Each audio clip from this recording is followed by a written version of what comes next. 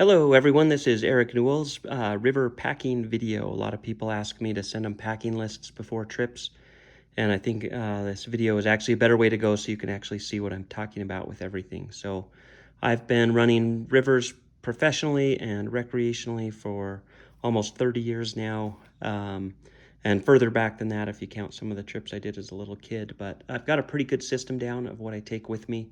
So I'm just going to go through all of the items here. The very first thing, I actually usually pack two of these, but it's just two hydro flasks. They're just a water bottle that will keep cold liquids cold longer and hot liquids hot longer, with a little keychain carabiner so I can attach them to the boat. Pair of quick dry shorts, and some Chacos or Tevas or Keens or some kind of footwear. They also make like water shoes, or even an old pair of sneakers is fine. You want something that will stay on your feet if you jump overboard or if you happen to get thrown overboard in the raft. Like Crocs or flip-flops will immediately come off your feet, and then you have no protection against the rocks. So good pair of footwear, a quick dry t-shirt, and then for sun protection, I always have a pair of sunglasses with chums to hold them onto my head, and a baseball hat. And then this is just a sarong. It's like a lightweight towel that's really thin fabric. You can get it wet and drape it over your legs, or you can wipe off a wet surface before you sit on it if you want with it. It's just got unlimited uses on the river. That particular one I salvaged off of a log on the Selway River. I used to go with this kind of a system with a sun shirt and a straw hat, and I still use this sometimes. Straw hats I found are hard to keep from getting destroyed when they're not on your head, like in camp, or if the sun goes away or if it's windy, but I still like them. But more and more I've moved to this system here with these long sleeve sun hoodies, so it's just really lightweight fabric that dries quickly, and then there's a hood that you can pull over your head. It sounds hot, but it's actually really nice. You can get these wet, and it's like wearing an air conditioner. And that over the top of a baseball hat doesn't blow away in the wind. It actually helps keep your hat on your head if it's windy as well. And it's a really good system. So I'll either pack two of those and one sun shirt, or sorry, one of these and one sun shirt and a straw hat, or two of these sun hoodies for longer trips. Then in camp, I pack a pair of lightweight quick dry pants, an extra pair of shorts, a pair of shoes for side hikes and for camp. If I'm on the river week after week, I do like to put shoes on in camp and put lotion on my feet just to take care of them and keep them from cracking. A really lightweight backpack that I use for side hikes that I can chuck a water bottle, a couple snacks, and maybe a warm layer in, and a camera. And then an extra t-shirt.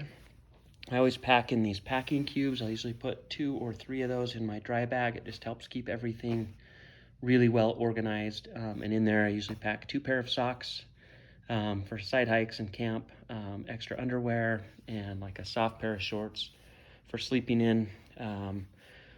Warm layers, I always throw a warm hat in. It does not take up a lot of room. I hardly ever use it, but when I do want it, I'm always glad I have it. And then a warm layer of some kind, something that is not cotton. Again, I don't pack any cotton typically, sometimes a cotton t-shirt, but the less cotton you have, the better. So any kind of a warm layer, a fleece, or in this case, a little puffy jacket. And then the black jacket there is a waterproof rain jacket that I can wear in camp, or I can wear it on the river to keep the splash off of me. And moving along here, this is a small quick dry packable towel. I hardly ever use that, but I do like to stick it in sometimes. And then a toiletries kit here that's got some flossers. 10 out of 10 dentists do recommend flossing. A toothbrush, toothpaste, deodorant. Please bring your deodorant for the rest of us. Q-tips, a little bit of shampoo, some lotion, fingernail clippers, just those kinds of things. I like to pack a headlamp and then a little light that I can use in the kitchen or in my tent. Sunscreen, I'll usually pack some spray sunscreen and a little tube of lotion for my face. I don't like the spray stuff on my face. And then as far as sleeping systems go, this is just a small down sleeping bag. I'm a big fan of down bags. People will tell you sometimes that you shouldn't pack down on the river because if it gets wet, it won't keep you warm, which is true. But I've never ever had a wet sleeping bag because I make sure that my dry bag is sealed well, and I pack a tent so if it rains I can keep it dry. So a small lightweight bag. The yellow tube here is an inflatable sleeping pad, and then this is just a small lightweight like packable pillow, and I think that is for sure worth the space that it takes. And what is not pictured here is a tent, and you just want to have a good tent that can withstand the winds and rain to keep you dry. And then I always pack a guidebook for the section of river that I'm running, a good book to read, and a journal, which I have in this black case here.